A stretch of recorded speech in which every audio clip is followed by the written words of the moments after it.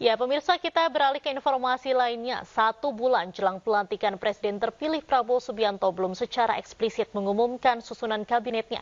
Namun muncul wacana Prabowo ingin menterinya berasal dari kalangan profesional yang disebut zakon kabinet.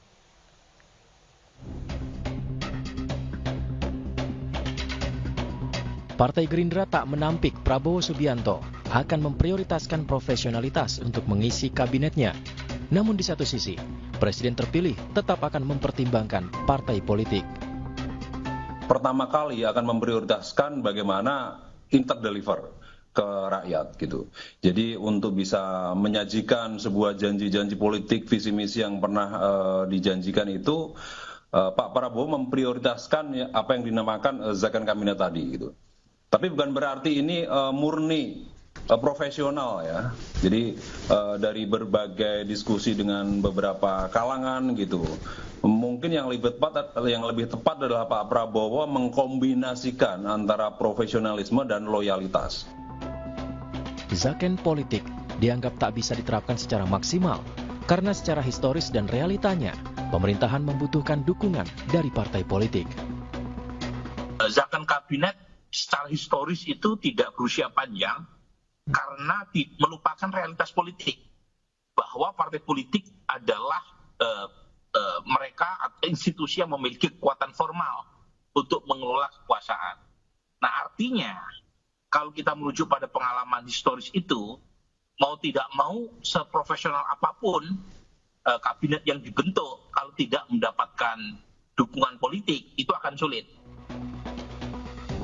Diketahui sebelumnya jelang dilantik pada bulan Oktober 2024, hingga kini nama-nama yang akan mengisi posisi di kabinet Prabowo Gibran semakin kencang dihembuskan. Meski belum ada nama pasti yang disebut, namun Prabowo ingin membentuk kabinet zakon atau kabinet kerja yang sebagian besar diisi oleh profesional di bidangnya. Pak Prabowo ingin ini adalah sebuah pemerintahan zakon kabinet, di mana yang duduk adalah orang-orang yang ahli di bidangnya meskipun yang bersangkutan berasal atau diusulkan dari partai politik, sehingga tidak kehilangan relevansinya di jabatan yang diduduki karena yang bersangkutan memiliki keahlian dari jabatan yang disandang. Meski pembentukan kabinet menjadi hak prerogatif Presiden, partai politik pengusung tetap berhak mengusulkan nama. Yang pertama, untuk penyusunan kabinet adalah hak prerogatif Presiden terpilih. Jadi kalau kita ini jangan bertindak atau berkomentar melampaui batas kewenangan. Serahkan semuanya kepada Pak Presiden terpilih, Pak Prabowo. Mau berapa jumlahnya kita lihat aja. Dan saya yakinkan bahwa pasti Pak Prabowo akan mempertimbangkan secara matang dan akan sesuai dengan peraturan perundang-undangan.